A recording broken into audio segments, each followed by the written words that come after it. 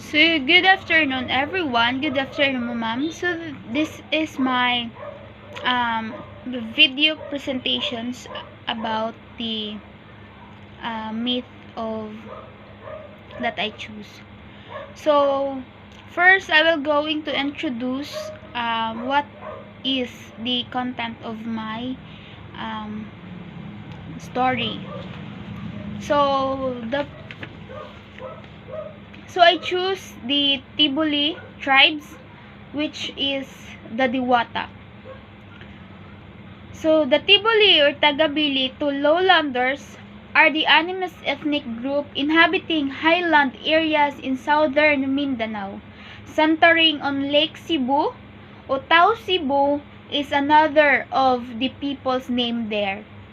So, their immediate neighbors are the Manubu and the Blaan, other Animas uphill peoples, so with whom they are often in conflict.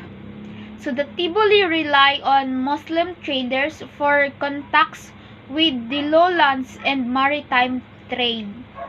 So the Muslim Mindanao, who founded a powerful sultanate or raided for slaves among the Tiboli. Muslims appear as villains in Tiboli folklore. The resistance of Muslim lowlanders shielded the Tiboli from Spanish political and cultural influence. So these isolations ended with the impositions of American military control on Mindanao completed in 1973 or 1913.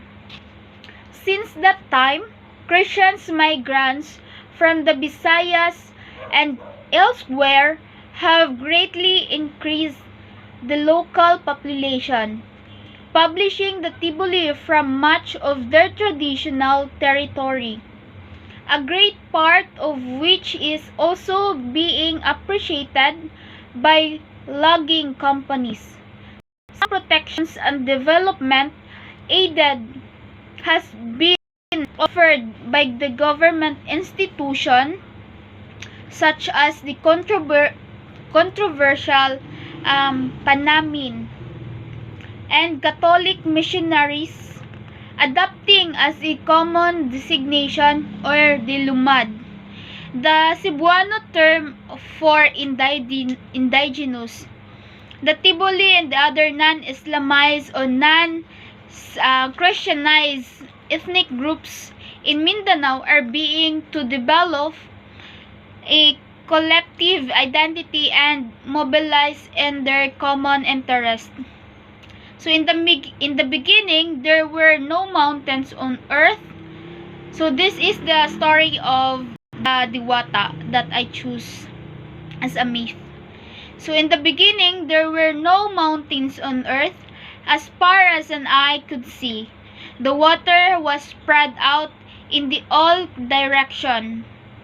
The Diwata is the spirit said, I will create land for all the creatures so that they will have no place or they will have a place to live. Diwata asked the hawk to find soil. Though he traveled a great distance over the ocean, he could not find it. So then the Diwata approached the dove and asked her. A dove flew to continuously for 8 days, but even she failed to find soil. Lastly, Diwata turned to the bituti, a small, swift flying bird. So before setting out on his adventure, the bituti left this message. So if I return in 8 days, it means that I have seen soil. If, however, I do not return for 16 days, it means that something evil has happened to me. So that is the said of the bituti. So the bituti was luckily and found soil. So he placed some under his wing and returned within 8 days to Diwata. Bituti carried very little soil. Diwata said to him, "We will have to spread out the soil so the waters can reside each place where you hope will become dry land." So for 8 days and 8 nights, Bituti hooped backwards and forwards until after the 8 days, half the world was covered with land. Although he was exhausted, Bituti was very happy with that. So he had achieved. He exclaimed, "How wonderful it to see to have a place to stay.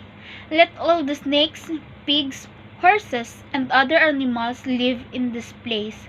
So the animals moved to that place and began to live there. After a while, one of the animals suggested to Bituti that they should have someone look after him. So then Bituti formed 16 clay statues, 8 male and 8 females. As he was performing them, Bituti wondered how he could make them move or speak. Diwata knew this, and he assured Bituti that he would help. After 8 days, one of the male statues moved.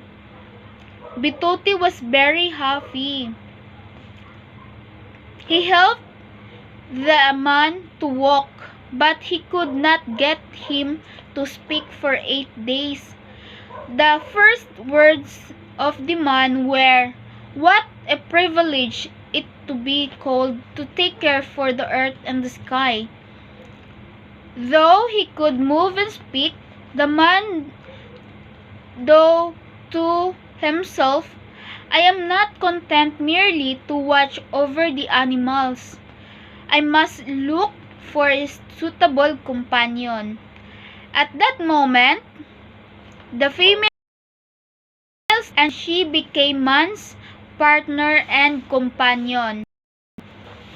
So folklore, the Tibuli origin myth, the god Diwata warns human as a coming deluge. La Bebe, La Lumi, Timiflis, and La Kagef hide inside a huge bamboo.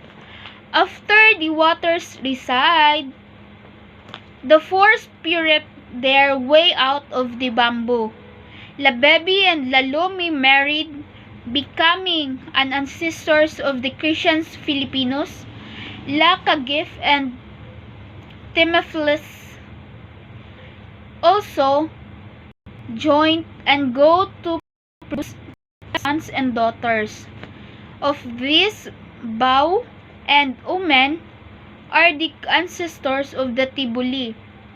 The other 8 form couples. Their descendants are the other non-Christian people of Mindanao, both Muslim and non-Muslim. The Tibuli have an epic, the Tudbulul, which takes women performers 16 hours to sing.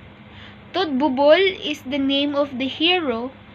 Also, Samgumang or Saluka